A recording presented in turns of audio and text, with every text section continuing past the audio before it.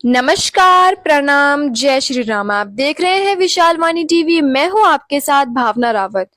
गाजियाबाद में श्री धार्मिक रामलीला समिति द्वारा कविनगर रामलीला में लगाई गई रामचरितमानस प्रदर्शनी भी सभी के आकर्षण का केंद्र बनी हुई है। प्रदर्शनी को देखने के लिए बड़ी संख्या में राम भगत आ रहे हैं। समिति के अध्यक्ष ललित जायसवाल ने बताया कि अभी तक हम यही जानते हैं कि रामायण महर्षि वाल्मीकि व गोस्वामी तुलसीदास ने ही लिखी है, जबकि वास्तविकता यह है कि विश्व के विभिन्न देशों के विद्वानों ने रामायण लिखी है और भगवान राम की महानता व गाथा को जन जन तक पहुंचाया है। उन्होंने बताया कि हमारे बच्चे व युवा भी इसके बारे में जाने और रामायण के माध्यम से उनके अंदर अच्छे संस्कार व नैतिक मूल्य पैदा हो। इस उद्देश्य से इस प्रदर्शनी लगाई गई और यह प्रदर्शनी इतनी लोकप्रिय हो रही कि हर रोज हजारों लोग इसे देखने के लिए आ रहे हैं। रामायण के 18 प्रमुख पात्रों के चित्रों के माध्यम से भारत की महान सांस्कृतिक धरोहर को सहेजने का प्रयास किया गया है। रामायण पर दिल्ली यूनिवर्सिटी से पीएचडी कर रहे आशुतोष तिवारी ने बताया कि प्रदर्शनी में 51 विभिन्न भाषाओं में देशी एवं विदेशी रामायण संकलित की गई हैं। 14 ऐसी पुस्तकें भी प्रदर्शनी में रखी गई हैं जो रामायण की अलग अलग प्रकार से व्याख्या करती हैं। आप देख रहे हैं गाजियाबाद से अजय रावत की रिपोर्ट। देखते रहे विशाल वाणी टीवी। अध्यक्ष जी, कविनगर रामलीला के अंदर इस बार रामचरितमानस प्रदर्शनी का आयोजन किया गया है। बड़ी संख्या में इसके अंदर जो राम भक्त श्रद्धालु हैं इसके देख रहे हैं, पात्रों के रामायण के पात्रों के बारे में जानकारी ले रहे हैं। क्या कुछ कहना चाहेंगे? अभी तक आम जनमानस को यही पता था कि रामायण दो लोगों ने लिखी है, तुलसीदास और वाल्मीकि ने।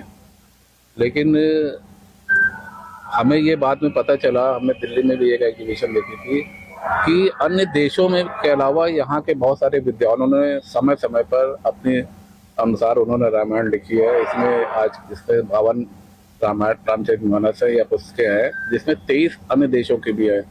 तो ये जानकारी मिलने पे हमने इसका कलेक्शन करके एक संस्था है दिल्ली में, उनसे संपर्क करके ये प्रदर्शनी लगाई, जिससे कि आम जनमानस को ये पता चले कि रामचरितमानस और राम जी के बारे में बहुत लोगों ने बहुत कुछ लिखा हुआ है समय समय पर। रामलीला मंचन के अलावा लोग प्रदर्शनी भी देखने आ रहे हैं।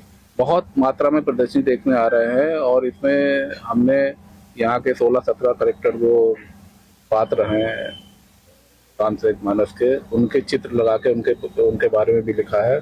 इसका उद्देश्य केवल ये है कि यहाँ के बच्चे और युवा वर्ग जो कि अब जानते नहीं है रामचरितमानस के बारे में, वहाँ के पात्रों के बारे में, उनको पता चले, वो जुड़े इससे, रामचरितमानस से जुड़े। ये इसका उद्देश्य है। और यहाँ पर तिलक भी लगा रही हैं महिलाएं, और हमारे पीएचडी कर रहे हैं रामचरितमानस रामायण पे पीएचडी कर रहे लोग भी यहाँ पर मौजूद हैं। वो आपको पूरी जानकारी देंगे। जी, एक हमने यहाँ पर विजिटर बुक भी रखी है कि हम प्रदर्शनी के बारे में उनको कैसी लगी और अपने विचार वो लिख सकते हैं। तो लगभग एक ही विजिटर बुक है, अगर 2-3 होती तो शायद हमें लगता है बहुत ज़्यादा संख्या हो जाती। 300 लोग के लगभग रोज लोग यहाँ पर अपने विचार लिख रहे हैं और सबके विचार अच्छे उसमें आए, दिशा में आए हैं। जी नमस्ते, मेरा नाम आशुतोष तिवारी है। मैं रामायण पर दिल्ली यूनिवर्सिटी में पीएचडी कर रहा हूँ। यहाँ पे रामायण की जो प्रदर्शनी लगी है, इसमें 51 मूल रामायणों का प्रदर्शन किया जा रहा है, जिसमें 9 देशों की रामायणों का प्रदर्शन है। भारत सहित 9 देश हैं, जिसमें 29 भारतीय भाषाओं की रामायणें हैं जो अलग अलग क्षेत्रों में अलग अलग भाषाओं में लिखी गई हैं।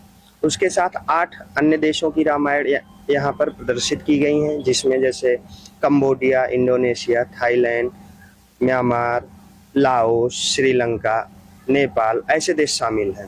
और यहाँ पर उसके साथ 14 ऐसी पुस्तकों का प्रदर्शन किया जा रहा है जो किसी न किसी रूप में रामायण को अलग तरीके से व्याख्यायित करती हैं। जैसे राम का वनगमन पथ हुआ, या राम राज्य की आधुनिक समय में व्याख्या कैसे की जाए हमारे बच्चों के सामने, या कि रामायण के स्त्री पात्रों के बारे में हम कैसे लोगों को जागरूक कर सकते हैं, या आधुनिक समय में हम उसको कैसे जोड़ सकते हैं।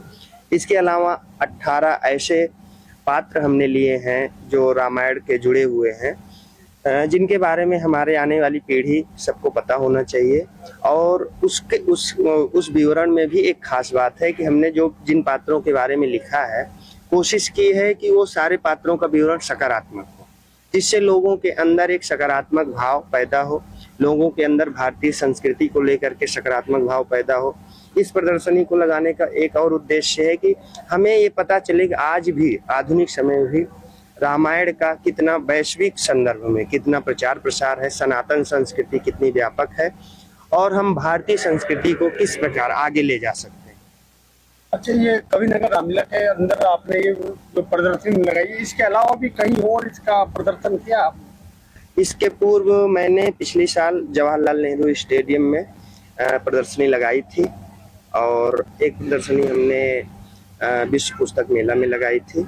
ये तीसरी हमारी राम से जुड़ी हुई प्रदर्शनी है जो आप लोगों के समक्ष है। अच्छा, दर्शक यहाँ आते हैं, अपना व्यू भी देते हैं, किस तरह के उनके रुझान आपको देखने? लोगों के बहुत ही आकर्षक रुझान है और मैं पहली बार मैंने देखा कि इतनी आकर्षक तरीके से लोग जुड़ रहे हैं, लोगों को अच्छा लग रहा है। लोग अपने बच्चों को लाते हैं, एक एक पैनल उसको पढ़ते हैं, उसकी फोटोग्राफ्स लेते हैं, एक दूसरे को उससे बताते भी हैं और बच्चों को ये जिन पात्रों के बारे में लिखा गया है ये भी उनको आकर्षित करता है और वो चाहते हैं कि ऐसा हर साल होता रहे, यही यहाँ पर भी हो, अन्य जगहों पर भी, जिससे हमें अपनी संस्कृति के बारे में पता चलता रहे, सनातन संस्कृति आगे बढ़ सके।